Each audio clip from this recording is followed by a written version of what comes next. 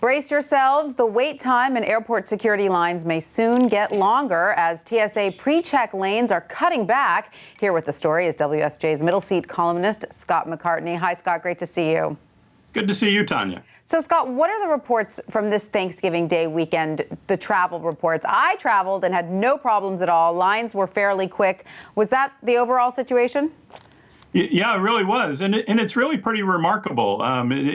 TSA had warned that there could be very long lines at Thanksgiving. And there certainly were in some places at some times. On Thanksgiving Day, Seattle had an hour-long wait.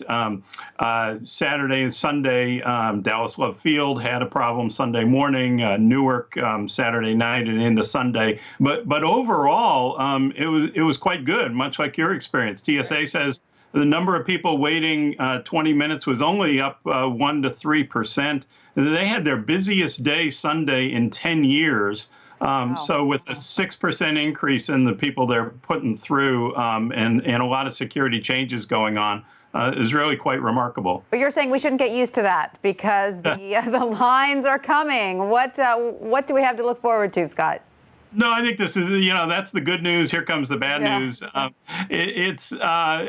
There have been lots of changes in the PreCheck program. So because of security concerns, there basically aren't enough people signed up yet for this. And so the lanes themselves aren't being used very efficiently. Now, TSA, to kind of give people a taste of this, they were picking people out of the line who hadn't been vetted in advance, weren't trusted travelers, and putting them through PreCheck, and they had various criteria for that.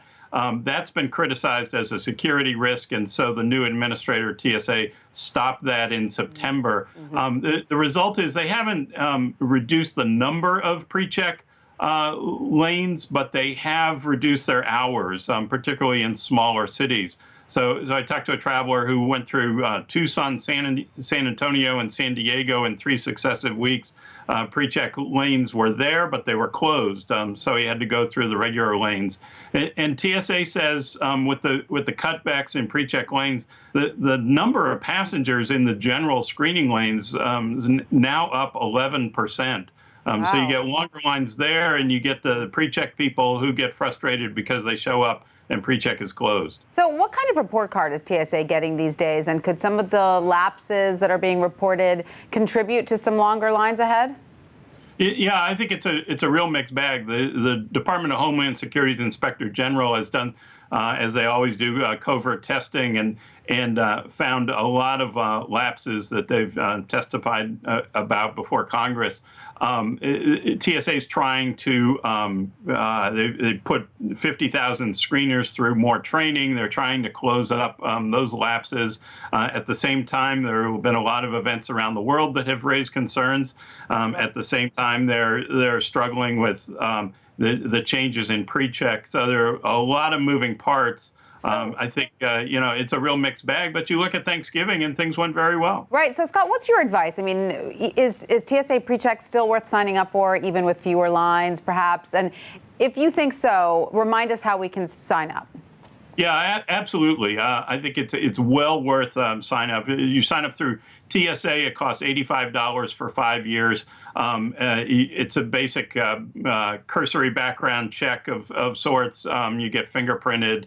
It doesn't take very long. A better way to go, I think, is to sign up for Global Entry, which is the Customs and Border Protection Trusted Traveler Program. It's $100 for 5 years. It's a more extensive background check. You also have to go for an interview with a CBP officer. But you get global entry, which means you enter the country from abroad, you go right to a kiosk, you go right through void lines, which can stretch for hours. Can you do that at an airport, Scott, or do you have to make a special appointment? You start the global entry process online. When you get your conditional approval, then you have to go physically to an airport when you schedule an appointment and have a brief interview with an officer. All right. It sounds like it's worth doing. Scott, thank you so much for that. Absolutely.